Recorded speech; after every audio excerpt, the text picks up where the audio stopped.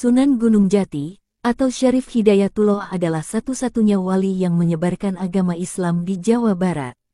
Sunan Gunung Jati dilahirkan tahun 1448 Masehi.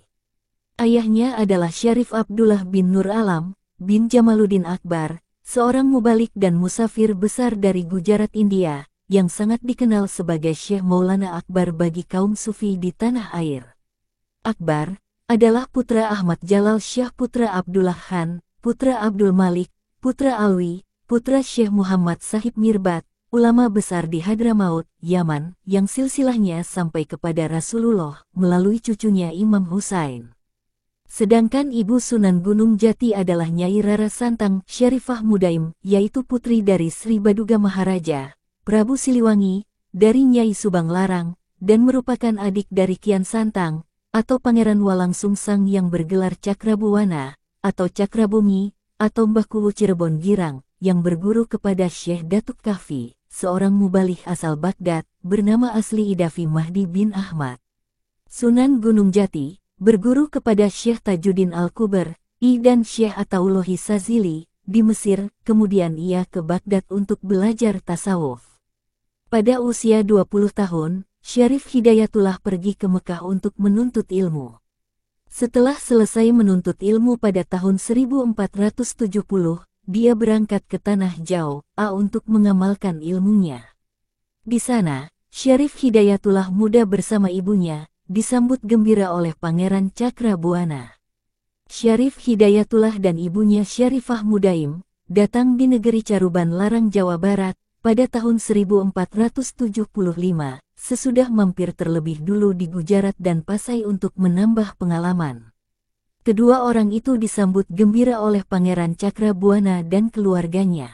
Syarifah Madain minta agar diizinkan tinggal di Pasumbangan Gunung Jati, dan di sana mereka membangun pesantren untuk meneruskan usahanya Syekh Datuk Latif, gurunya Pangeran Cakrabuana.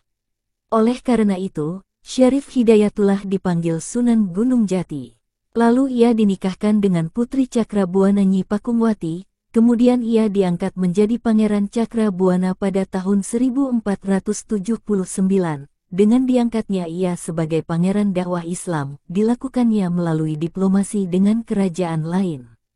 Selanjutnya, yaitu pada tahun 1479, karena usianya sudah lanjut, Pangeran Cakrabuana menyerahkan kekuasaan negeri Caruban kepada Syarif Hidayatullah, dengan gelar Susuhunan, artinya orang yang dijunjung tinggi.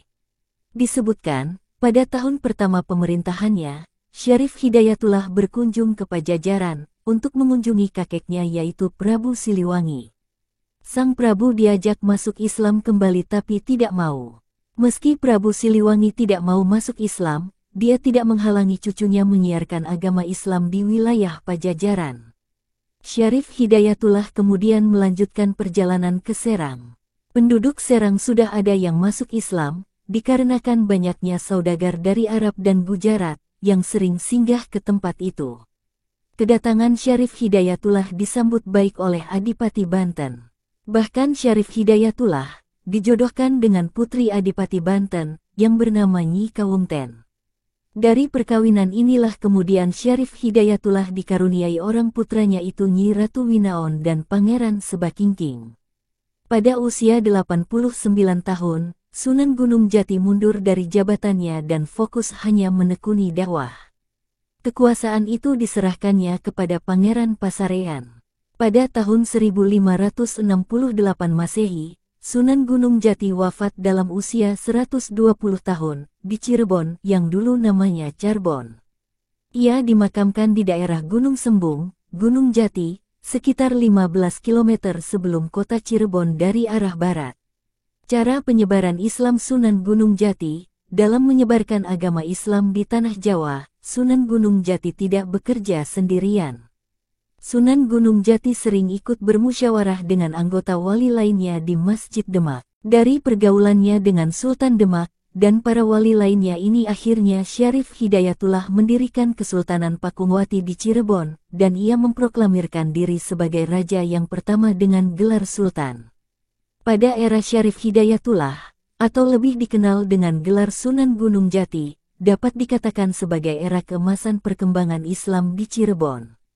Sebelum Syarif Hidayatullah, Cirebon dipimpin oleh Pangeran Cakrabuana tahun 1447 sampai tahun 1479 merupakan rintisan pemerintahan berdasarkan asas Islam, dan setelah Syarif Hidayatullah, pengaruh para penguasa Cirebon masih berlindung di balik kebesaran nama Syarif Hidayatullah. Dengan berdirinya kesultanan tersebut, Cirebon tidak lagi mengirim upeti kepada Pajajaran yang biasanya disalurkan lewat Kadipaten Galuh. Tindakan ini dianggap sebagai pembangkangan oleh Raja Pajajaran. Raja Pajajaran tak peduli siapa yang berdiri di balik Kesultanan Cirebon itu, maka dikirimkannya pasukan prajurit pilihan yang dipimpin oleh Ki Jagabaya. Tugas mereka adalah menangkap Sunan Gunung Jati yang dianggap lancang mengangkat diri sebagai raja tandingan Pajajaran. Tapi usaha ini tidak berhasil, Ki Jagabaya dan anak buahnya malah tidak kembali ke Pajajaran. Mereka masuk Islam dan menjadi pengikut Sunan Gunung Jati. Dengan bergabungnya prajurit dan perwira pilihan ke Cirebon, maka makin bertambah besarlah pengaruh Kesultanan Pakuwati. Daerah-daerah lain seperti Surantaka, Japura, Wanagiri, Telaga, dan lain-lain menyatakan diri menjadi wilayah Kesultanan Cirebon. Lebih-lebih dengan diperluasnya pelabuhan Muara Jati, makin bertambah besarlah pengaruh Kesultanan Cirebon. Sebagai anggota Wali Songo, dalam berdakwahnya Sunan Gunung Jati menerapkan berbagai metode dalam proses Islamisasi di Tanah Jawa. Adapun ragam metode dakwahnya yakni menggunakan metode Mawizatul Hasanah, wa Mujadalah Bilati Hiya Ahsan. Selain itu, metode Al-Hikmah sebagai sistem dan cara berdakwah para wali, yang merupakan jalan kebijaksanaan yang diselenggarakan secara populer, atraktif, dan sensasional. Cara ini mereka pergunakan dalam menghadapi masyarakat awam. Dengan tata cara yang amat bijaksana, masyarakat awam itu mereka hadapi secara massal, kadang-kadang terlihat sensasional bahkan ganjil dan unik, sehingga menarik perhatian umum. Ketiga, yakni metode Tadaruj atau Tarbiyatul Ummah, dipergunakan sebagai proses klasifikasi, yang disesuaikan dengan tahap pendidikan umat, agar ajaran Islam dengan mudah dimengerti oleh umat dan akhirnya dijalankan oleh masyarakat secara merata. Metode ini diperhatikan setiap jenjang, tingkat, bakat, materi dan kurikulumnya. Tradisi ini masih tetap dipraktekkan di lingkungan pesantren. Sunan Gunung Jati di lingkungan masyarakatnya selain sebagai pendakwah, juga berperan sebagai politikus, pemimpin dan juga berperan sebagai budayawan. Pemilihan Cirebon sebagai pusat aktivitas dakwahnya Sunan Gunung Jati, tidak dapat dilepaskan hubungannya dengan jalur perdagangan, demikian juga telah dipertimbangkan dari aspek sosial, politik, ekonomi, nilai geostrategis, geopolitik dan geoekonomi yang menentukan keberhasilan penyebaran Islam. Tim Merdeka 45 News melaporkan.